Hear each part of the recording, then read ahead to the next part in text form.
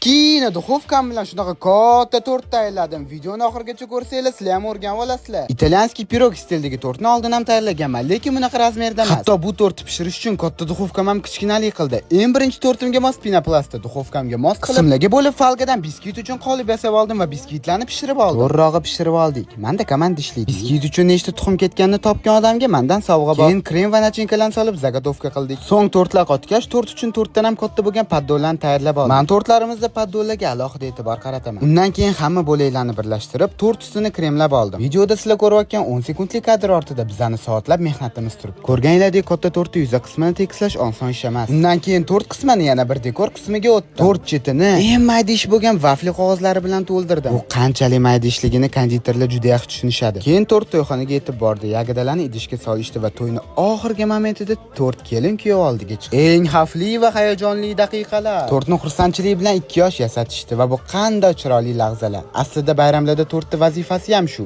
Xursandchilik ustiga xursandchilik qo'shish. Shu fikrimga sizlar nima deysizlar? Tort hammaga yoqdi, ko'rinishi va mazasi. Tort ideyasini ham va nachinkasini ham menga ishonishgan edi. Aytgancha bu safargi klientimiz o'zimni qadrdon hamkasblarim edi. Agar sizlar ham tort tanlashni noldan barcha sir-sanoatlari bilan o'rganishni xohlasanglar, o'zimni offline kursimga taklif qiling. Xullas, tortam va video ham tugadi. Bizdan tort qildirishni niyat qilganlardan bitta like